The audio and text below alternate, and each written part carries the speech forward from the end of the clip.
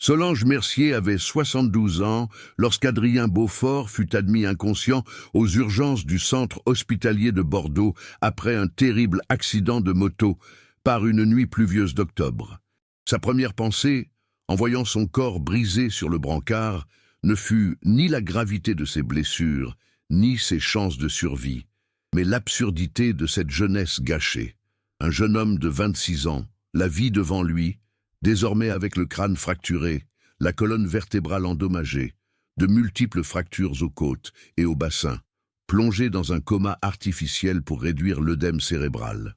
Infirmière en réanimation depuis 50 ans, Solange avait vu des centaines de blessés et avait acquis la force de caractère nécessaire pour travailler dans un milieu où la mort était omniprésente. Mais quelque chose chez Adrien la bouleversa immédiatement. Peut-être la façon dont sa main droite, la seule partie du corps non gravement touchée, était légèrement fléchie, comme s'il cherchait à saisir quelque chose d'invisible, ou peut-être la douceur qui transparaissait sur son visage, malgré les ecchymoses et les tubes, même dans l'inconscience. Et lorsqu'elle prit en charge ses soins cette première nuit, Solange fit une promesse silencieuse qu'elle n'avait faite qu'une poignée de fois en 5 décennies. Elle ne le laisserait pas se battre seule. Elle ferait tout ce qui était en son pouvoir pour le ramener non seulement vivant mais entier. Solange était une femme qui avait bâti une carrière extraordinaire dans les soins infirmiers, fondée sur une vocation authentique et inébranlable pendant 50 ans. Infirmière cadre spécialisée en réanimation traumatologique, elle avait passé 5 décennies dans l'environnement le plus exigeant de la médecine. Un milieu où les décisions se prennent en quelques secondes, où la vie et la mort reposent souvent sur la responsabilité de l'infirmière, qui surveille les constantes vitales, ajuste les traitements, repère les changements les plus subtils avant l'arrivée des médecins. Elle avait débuté à 22 ans, fraîchement diplômée d'une école d'infirmières à Bordeaux, et avait gravi les échelons dans différents services avant de trouver sa vocation en traumatologie.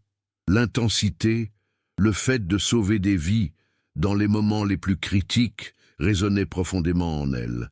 À 72 ans, Solange travaillait encore 12 heures d'affilée, alors que la plupart de ses collègues de son âge étaient à la retraite depuis des décennies. Non par nécessité financière, mais parce que le métier d'infirmière était toute sa vie. Sans travail, qui serait-elle ?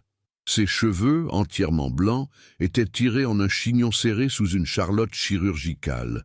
Son visage, marqué par de profondes rides dues à des décennies passées sous les néons de l'hôpital, conservait la vivacité de ses yeux bleu clair, témoin d'une personne habituée à évaluer les patients en un clin d'œil.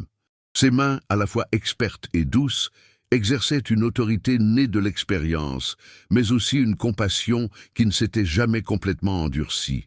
Elle portait une blouse d'hôpital bleu marine, des chaussures orthopédiques confortables pour ses longues heures debout, et une montre de poche ayant appartenu à sa grand-mère, elle aussi infirmière.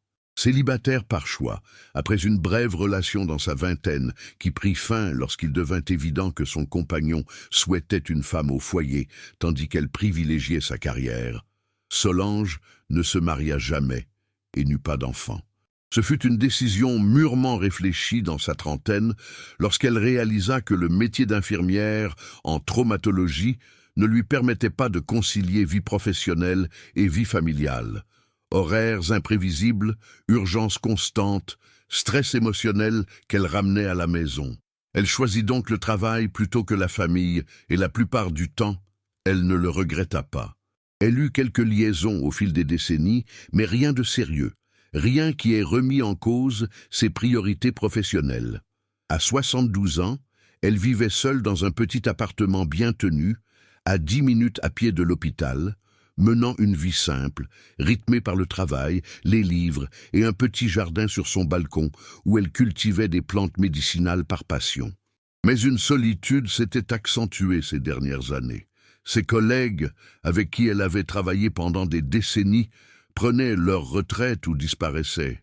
Les patients qu'elle avait sauvés la contactaient rarement après leur guérison. Sa famille, sa sœur à Marseille, ses neveux éparpillés, la voyaient comme une tante excentrique, entièrement dévouée à son travail. Et Solange avait commencé à remettre en question ses choix. Elle avait consacré sa vie entière à soigner des inconnus. Et maintenant, à 72 ans, qui prendrait soin d'elle? Quand elle cesserait enfin de travailler, retournerait-elle dans son appartement vide? Et que ferait-elle? N'existerait-elle que jusqu'à sa mort? Autant de pensées qu'elle dissimulait sous son professionnalisme, mais qui hantaient ses nuits paisibles. Adrien Beaufort avait 26 ans lorsqu'il a perdu le contrôle de sa moto sur une route mouillée, en rentrant de chez un ami à Arcachon. Ses derniers souvenirs, avant de se réveiller des semaines plus tard, étaient insignifiants. La musique dans ses écouteurs, une playlist préparée par sa sœur, la pensée qu'il aurait dû partir plus tôt avant la pluie, le phare d'une voiture venant en sens inverse. Après cela, plus rien. Il ne se souvenait ni du choc, ni de l'ambulance, ni des 2 premières semaines de coma artificiel. Son premier souvenir après l'accident serait celui de son réveil progressif dans une chambre d'hôpital, avec des douleurs à des endroits insoupçonnés, incapable de bouger les jambes, et la voix d'une femme âgée qui lui disait doucement « Ça va aller, Adrien. Je sais que tu as peur. Je suis là. Tu n'es pas seul. » Adrien était un jeune homme qui menait une vie modeste mais heureuse, travaillant comme photographe indépendant à Bordeaux, spécialisé dans le reportage et les mariages. Il ne gagnait pas des fortunes, mais il subvenait à ses besoins, et son travail le comblait de joie. Immortaliser les moments importants de la vie des gens, raconter des histoires en images, créer un art porteur de sens au-delà de la simple esthétique. Grand et musclé avant un accident dû à sa passion pour l'escalade, le vélo et la moto, il avait les cheveux châtain foncé, souvent en désordre car il oubliait de les couper, des yeux noisette vert qui observaient le monde avec l'attention d'un photographe, toujours à la recherche du cadrage parfait, et un sourire naturel qui mettait les gens à l'aise devant l'objectif. Élevé dans une famille bourgeoise aimante à Bordeaux, son père était professeur de lycée, sa mère travaillait dans une bibliothèque municipale et il avait une sœur cadette, Cécile, âgée de 23 ans, étudiante en médecine. La famille était unie, les repas du dimanche étaient une tradition et ses parents soutenaient son choix de se consacrer à la photographie, même si ce n'était pas une carrière conventionnelle. Hétérosexuel, Adrien n'était pas en couple au moment de l'accident. Il avait eu une petite amie jusqu'à 6 mois auparavant. Mais il s'était séparé à l'amiable lorsque celle-ci avait déménagé à Paris pour le travail. Il était heureux d'être célibataire, de se concentrer sur son portfolio, de voyager pour des projets et de vivre une vie qui semblait pleine de promesses. L'accident a tout bouleversé en un instant. Une lésion de la moelle épinière a entraîné une paraplégie. Il ne pourrait plus marcher sans une intervention chirurgicale complexe, et même alors, cela n'était pas certain. Une fracture du crâne a provoqué une légère hémorragie cérébrale que les chirurgiens ont réussi à maîtriser, mais qui laissait planer des doutes quant à une récupération cognitive complète. Des côtes cassées ont perforé un poumon et son bassin était fracturé à 3 endroits. Le pronostic initial était sombre. S'il survivait, il devrait faire face à des mois d'hospitalisation, des années de rééducation et la possibilité de séquelles permanentes. Pour un jeune homme de 26 ans qui escaladait des montagnes et sillonnait les routes sinueuses de la région à moto, c'était un coup dur. La première semaine suivant l'accident, Adrien fut placé dans un coma artificiel pendant que les médecins s'efforçaient de stabiliser son état. Solange était de garde lors de son admission et, grâce à un concours de circonstances et à sa demande expresse auprès de sa supérieure, elle fut désignée comme son infirmière référente. Dans une unité de soins intensifs de traumatologie, les infirmières référentes étaient chargées de coordonner les soins spécifiques du patient tout au long de son séjour hospitalier, surveiller son état, administrer les médicaments, communiquer avec les médecins et la famille et en somme, devenir son interlocutrice privilégiée au sein du système hospitalier. Solange s'est investie corps et âme dans les soins prodigués à Adrien avec une intensité qui l'a surpris elle-même. Elle vérifiait ses constantes vitales non seulement aux heures prévues, mais constamment, ajustait ses oreillers même lorsqu'il était inconscient pour prévenir les escarres, lui parlait pendant les soins en lui expliquant ce qu'elle faisait comme si elle pouvait l'entendre. Elle faisait des choses qui n'étaient pas strictement nécessaires, mais qui témoignaient d'une attention extraordinaire. Elle apportait du savon à la lavande de chez elle, car des études avaient montré que les senteurs familières pouvaient aider les patients comateux. Elle plaçait une petite photo d'un paysage provençal près de son lit, à sa vue. Et elle passait même de la musique classique douce pendant ses gardes, car elle avait lu que la stimulation auditive favorisait la récupération cérébrale, et elle lui parlait sans cesse. Pas seulement des explications cliniques, mais de vraies conversations. Sur sa journée, sur d'autres patients, sans les nommer, sur la météo, sur l'actualité, sur tout et n'importe quoi. Elle racontait des anecdotes de ses 50 années de carrière d'infirmière, des cas qu'elle avait sauvés, des leçons qu'elle avait apprises, et elle terminait toujours son service en disant « À demain, Adrien, tiens bon, je suis là pour toi ». Ce n'était pas un protocole standard, c'était bien plus que cela, un lien personnel qu'elle avait tissé avec un patient inconscient. La famille d'Adrien venait la voir tous les jours. Des parents dévastés, une sœur en larmes. Solange devint pour eux aussi un soutien précieux, expliquant les procédures, leur offrant une vision réaliste mais porteuse d'espoir, et restant à leur côté lorsque les larmes les montaient. Peu à peu, la famille lui fit entièrement confiance. Lorsqu'ils avaient des questions, ils s'adressaient à Solange, la personne non médicale. Lorsqu'ils avaient besoin de réconfort, c'était sa présence rassurante qu'ils recherchaient. Cécile, la sœur qui étudiait la médecine, se lia particulièrement d'amitié avec Solange, reconnaissant en elle une compétence professionnelle, mais aussi une compassion sincère. Au bout de 2 semaines, les médecins décidèrent de réduire la sédation, permettant à Adrien de se réveiller progressivement.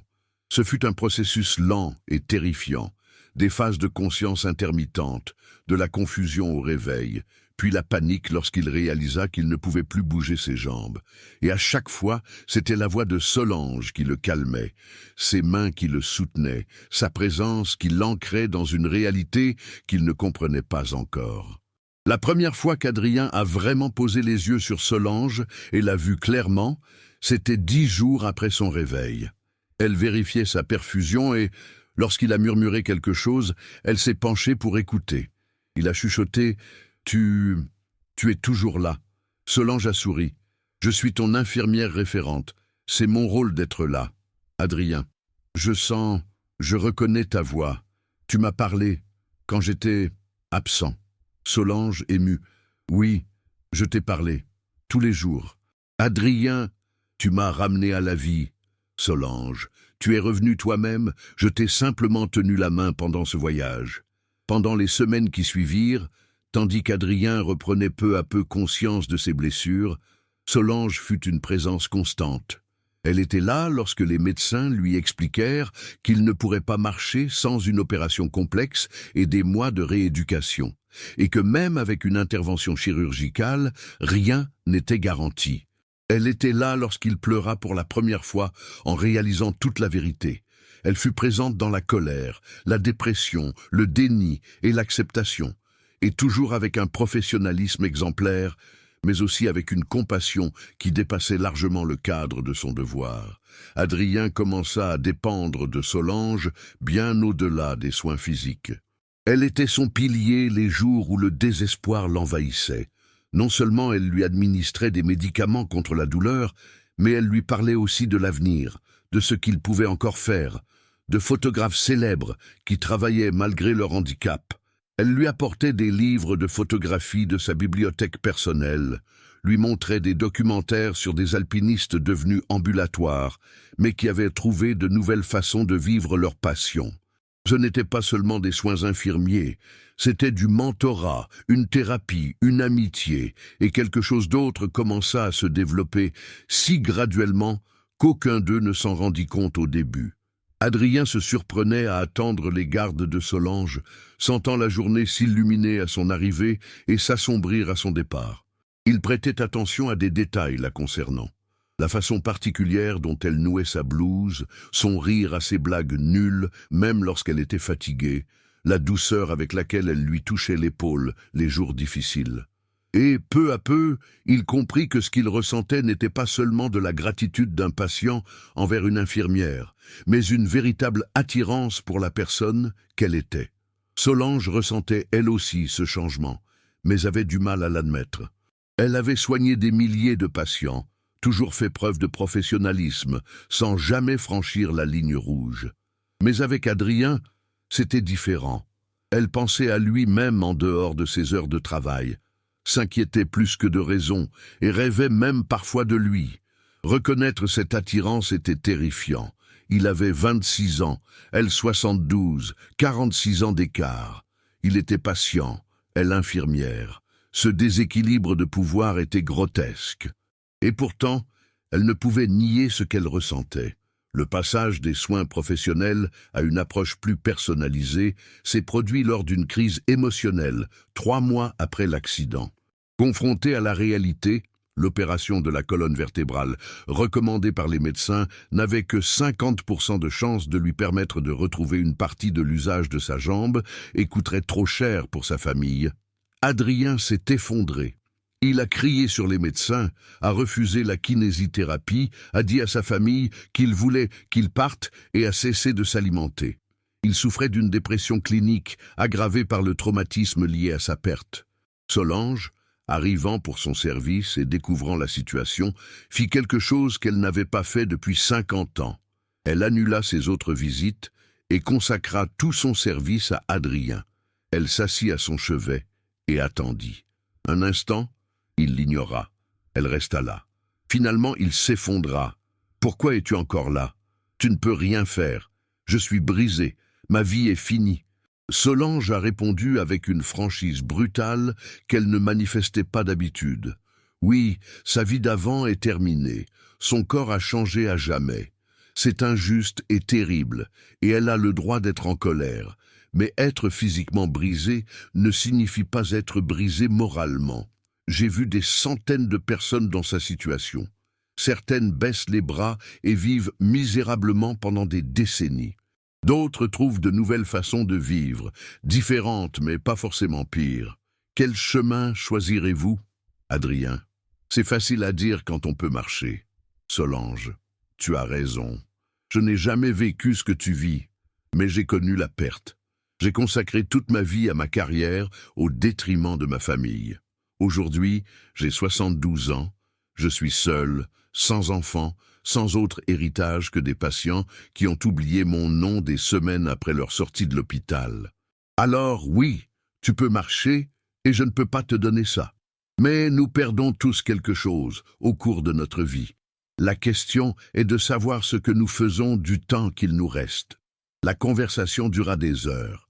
Solange confia des choses qu'elle n'avait jamais partagées avec une patiente, des regrets sur ses choix de vie, la solitude du vieillissement, la peur d'une retraite synonyme d'inutilité totale. Adrien, en l'écoutant, comprit que cette femme de 72 ans, qu'il imaginait avoir mené une vie pleine et épanouie, portait elle aussi ses propres pertes et regrets. Il ressentit alors une connexion plus profonde. Non pas celle d'une infirmière réconfortant une patiente, mais celle de deux êtres humains reconnaissant la vulnérabilité de l'autre. Après cette conversation, Adrien reprit son traitement. Non pas qu'il nourrisse l'espoir miraculeux d'une guérison complète, mais parce que Solange lui avait fait comprendre que l'abandon était un choix, et non une fatalité. Et s'il devait vivre avec un handicap permanent, il préférait l'affronter avec dignité. Au fil des mois de traitement, la relation entre Solange et Adrien s'est approfondie de manière indéniable. Ils discutaient pendant des heures durant ses gardes, non seulement du traitement, mais de tout. Adrien lui a fait part de sa passion pour la photographie et lui a montré un portfolio sur une tablette que sa sœur avait apporté. Solange était impressionnée. Il avait un véritable don pour saisir les instants de vie, pour dénicher la beauté là où on ne l'attend pas. Et elle a dit quelque chose d'impulsif. « Quand je sortirai d'ici, j'aimerais te proposer un projet. J'ai un jardin d'herbes aromatiques que je cultive, et j'ai toujours rêvé de le documenter comme il se doit. » Adrien a immédiatement accepté et un lien indicible s'est tissé entre eux. Il ne s'agissait pas seulement de travail. C'était la promesse de maintenir leur relation après sa sortie de l'hôpital.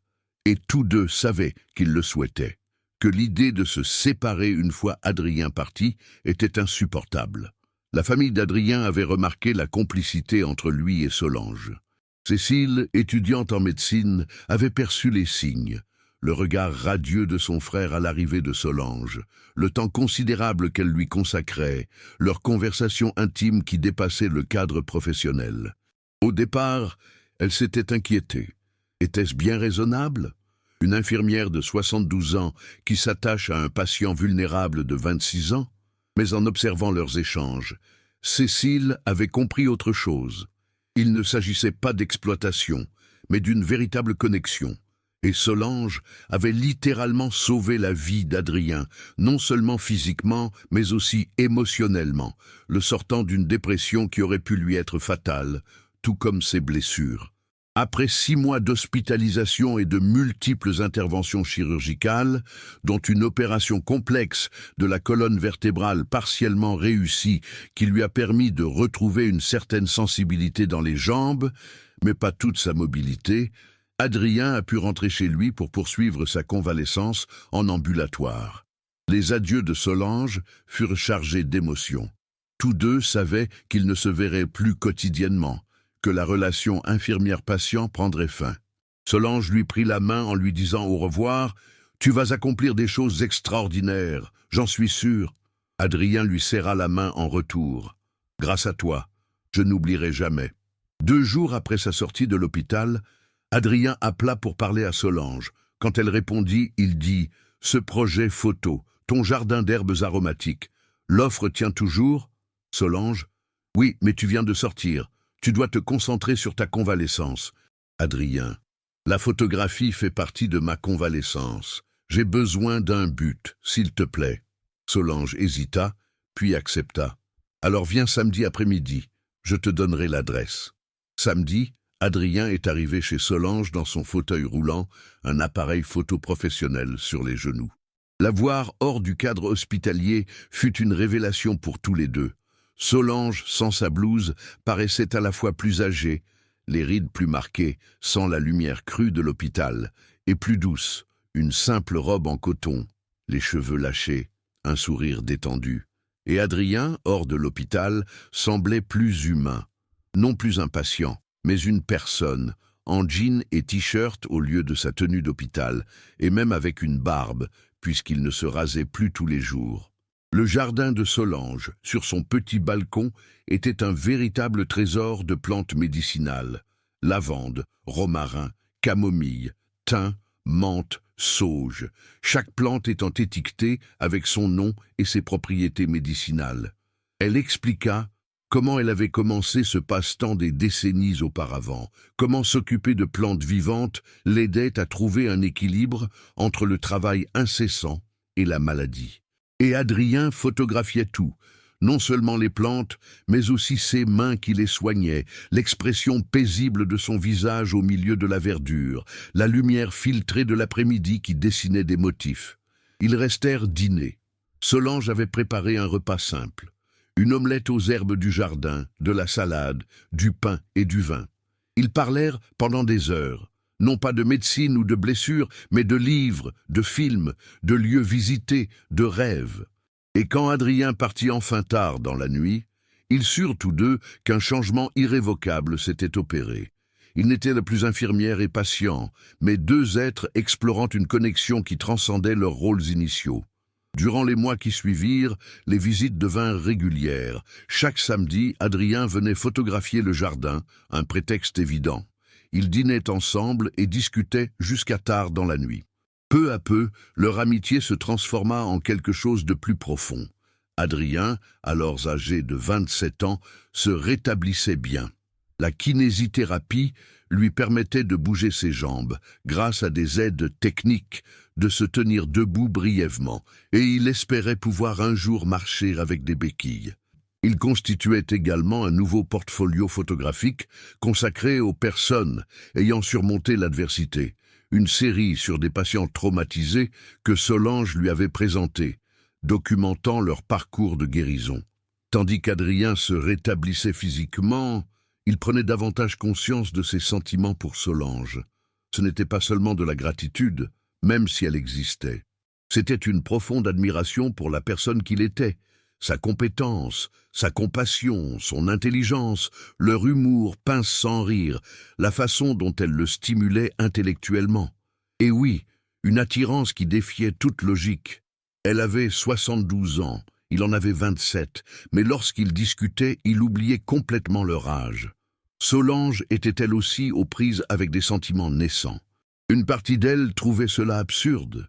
Une femme de 72 ans qui éprouve une attirance romantique pour un homme de 27 ans qui avait été son patient. Déséquilibre de pouvoir, différence d'âge, manquement à la déontologie, tout criait qu'elle devait s'arrêter. Mais une autre partie reconnaissait qu'elle n'avait jamais ressenti une telle connexion avec qui que ce soit en 72 ans, qu'Adrien lui faisait se sentir vivante, comme elle avait oublié que c'était possible, que la différence d'âge importait moins que la qualité de la conversation, que le code déontologique enfreint concernait les patients actuels et non les relations nées après leur sortie de l'hôpital. Le moment où leur amitié s'est muée en quelque chose de plus profond s'est produit par une nuit d'hiver, près d'1 an après l'accident d'Adrien. Ils étaient dans l'appartement de Solange, et elle lui montrait un vieil album photo retraçant sa carrière. Des images de décennies passées dans les hôpitaux, des patients qu'elle avait sauvés, des collègues qui avaient vieilli ou disparu. Et Adrien, regardant une photo de la jeune Solange en uniforme d'infirmière des années 1970, a dit « Tu étais belle, tu l'es toujours ».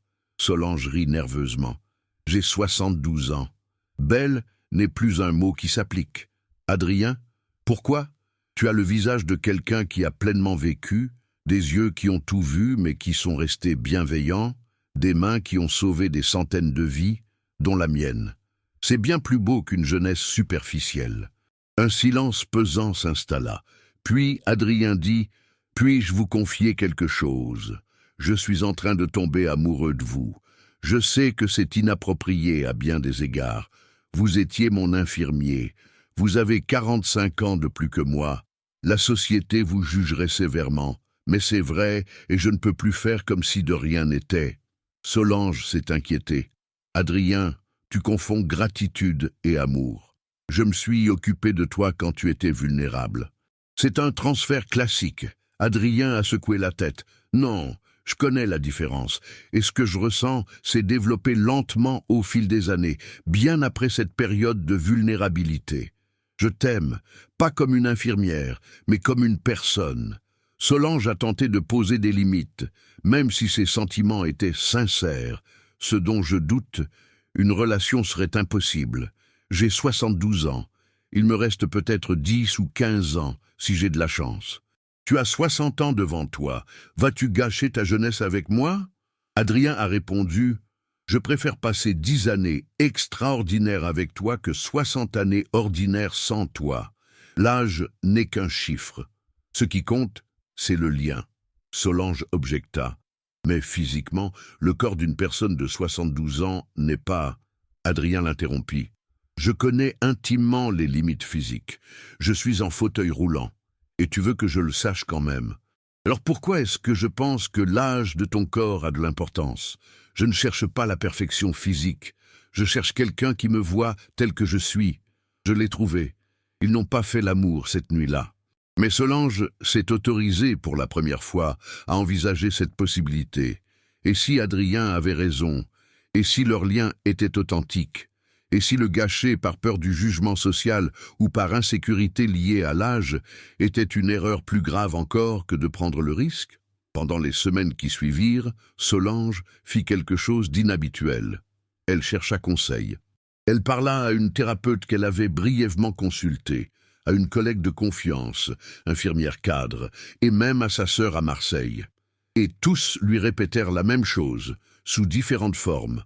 Leur relation serait atypique et susciterait des jugements. Mais Solange avait toujours privilégié sa carrière. Si elle avait enfin trouvé un lien personnel, elle méritait de l'explorer, quel que soit son âge ou les circonstances. 2 mois après les aveux d'Adrien, Solange a enfin répondu « Essayons, Doucement, en privé, voyons si c'est réel, en dehors du contexte du traumatisme et de la guérison. Adrien a immédiatement accepté, et leur relation a officiellement commencé. Les dîners hebdomadaires sont devenus 3 fois par semaine, puis Adrien a commencé à passer la nuit chez Solange, finissant par y installer quelques affaires. Ils vécurent 6 mois dans une bulle avant de révéler leur relation à qui que ce soit. La première personne à qui ils se confièrent fut Cécile, la sœur d'Adrien, car étudiante en médecine et voyant régulièrement son frère, elle finirait bien par s'en apercevoir. Sa réaction fut complexe, un choc initial, 45 ans d'écart, suivi d'inquiétude, un déséquilibre de pouvoir entre une infirmière et son ancien patient, mais finalement d'acceptation en voyant le bonheur d'Adrien. Elle dit à Solange: « Tu t'es occupé de lui quand personne d'autre ne le pouvait. Tu lui as sauvé la vie. S'il est heureux maintenant, qui suis-je pour juger ?» Les parents d'Adrien se montrèrent plus difficiles. Lorsque leur relation eut finalement duré 6 mois, sa mère pleura, non pas de joie, mais de confusion et de peur, et son père resta froid. Ils expliquèrent que ce n'était pas parce que Solange était une mauvaise personne, mais parce que la différence d'âge était absurde, parce qu'il désirait des petits-enfants, ce qui était impossible avec une femme de 73 ans, et parce qu'il craignait qu'Adrien ne confonde gratitude et amour. Adrien se défendit. « Je l'aime. Et oui, nous n'aurons pas d'enfant biologique, mais je préfère vivre avec elle sans enfant, plutôt que de vivre sans elle avec des enfants. Un jour, je devrai choisir entre vous deux. Je la choisirai. » L'ultimatum a fonctionné. Les parents, ne voulant pas perdre le fils qu'ils avaient failli perdre 1 an auparavant, ont fini par accepter à contre-cœur. Ils ont appris à connaître Solange, et ont peu à peu réalisé qu'elle rendait leur fils heureux comme ils ne l'avaient pas vu depuis des années. Elle était gentille, intelligente, et visiblement dévouée à lui. L'âge a perdu de son importance face à la qualité de leur relation. Les collègues de Solange à l'hôpital ont réagi avec un mélange de surprise et d'approbation. Certains ont trouvé cela romantique, d'autres ont remis en question sa pertinence. Mais la plupart de ceux qui connaissaient Solange depuis des décennies ont dit, en substance, « Enfin, tu mérites d'être heureuse ». Ils ont vécu ensemble pendant 3 ans, avant que Solange ne prenne finalement sa retraite à 75 ans. Ce fut une décision difficile. Son métier d'infirmière l'avait consacré pendant 50 ans. Mais son corps la lâchait petit à petit. L'arthrite rendait les longs soins douloureux, sa mémoire lui faisait parfois défaut sous l'effet du stress, et son énergie n'était plus ce qu'elle était. Et elle avait de bonnes raisons de prendre sa retraite maintenant. Adrien avait parfois besoin d'elle pour l'aider physiquement, sa convalescence ayant atteint un plateau, et elle voulait passer du temps avec lui tant qu'il le pouvait. La retraite s'est révélée libératrice. Pour la première fois de sa vie d'adulte, Solange avait du temps pour lire, pour voyager avec Adrien, en fauteuil roulant adapté mais toujours possible, pour s'occuper sérieusement de son jardin, pour tout simplement vivre sans alarme d'urgence. Et Adrien avait bâti une brillante carrière de photographe, spécialisé dans le reportage médical. Sa série sur la convalescence après un traumatisme avait été exposée en galerie, son livre de photographie publié, et il avait même été mandaté par des organisations médicales pour documenter le parcours de patients. Ils vécurent ensemble pendant 8 ans avant que la santé de Solange ne se détériore gravement. À 80 ans, on lui diagnostiqua un cancer du pancréas, avec un pronostic de quelques mois seulement. Adrien, alors âgé de 35 ans, devint son aidant, non pas grâce à ses compétences médicales, mais grâce au dévouement qu'il avait acquis en l'observant. Les rôles s'inversèrent complètement. Il préparait les médicaments, gérait les symptômes, veillait à son chevet lors des nuits difficiles, faisant exactement ce qu'elle avait fait pour lui des années auparavant. Ces derniers mois, Solange a documenté sa vie à travers des conversations enregistrées avec Adrien. Souvenirs de 50 ans de carrière d'infirmière, leçons apprises et son attachement indéfectible à lui. Elle a dit « Tu m'as un jour demandé si je regrettais de n'avoir jamais fondé une famille traditionnelle. Pendant 5 décennies, j'ai sincèrement répondu non. Mais ce n'était pas tout à fait vrai. Il y avait un vide que le travail n'a jamais comblé. Et puis, tu es arrivé. Le patient que j'ai sauvé est devenu celui qui m'a sauvé d'une solitude dont j'ignorais même la profondeur. Alors merci de m'avoir vu non seulement comme une infirmière, mais aussi comme une femme. De m'avoir aimé alors que je pensais que l'amour était terminé pour moi. Adrien en larmes, merci de m'avoir ramené à la vie, non seulement du coma, mais aussi du désespoir qui a suivi. Tu m'as appris que la vie vaut la peine d'être vécue, même lorsqu'elle prend des formes inattendues. Un fauteuil roulant ne définit pas mon existence. Mais toi, si, chaque jour passé à tes côtés était un cadeau. Solange est décédée à 80 ans, Adrien à 35, en lui tenant la main. L'affluence aux obsèques était extraordinaire. Des centaines d'anciens patients que Solange avait soignés pendant des décennies, chacun avec une histoire à raconter sur la façon dont elle avait sauvé non seulement des vies, mais aussi la dignité. Et Adrien a prononcé un éloge funèbre, à la fois hommage et confession. J'ai rencontré Solange à 26 ans, après un accident qui aurait dû me coûter la vie. Elle était infirmière, j'étais patient. Pendant des mois, elle s'est occupée de moi avec une compétence qui m'a sauvé la vie et une compassion qui a préservé mon envie de vivre. Et peu à peu, notre relation professionnelle s'est transformée en quelque chose de plus profond. L'amitié, puis l'amour. Oui, nous avions 46 ans d'écart. Oui, la société a jugé.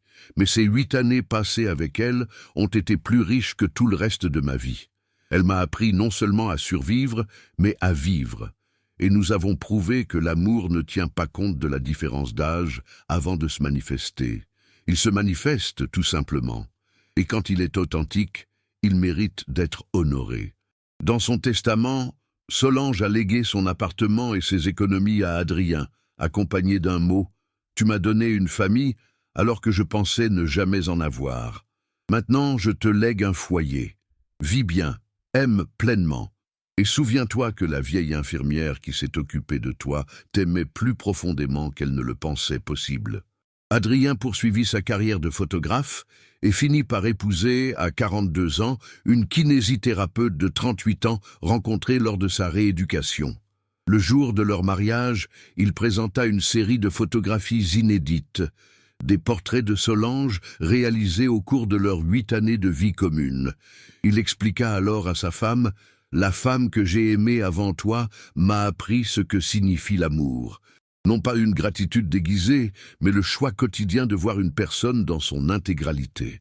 Elle l'a fait pour moi quand j'étais brisé, et cette leçon m'a permis d'être là aujourd'hui, capable de t'aimer pleinement.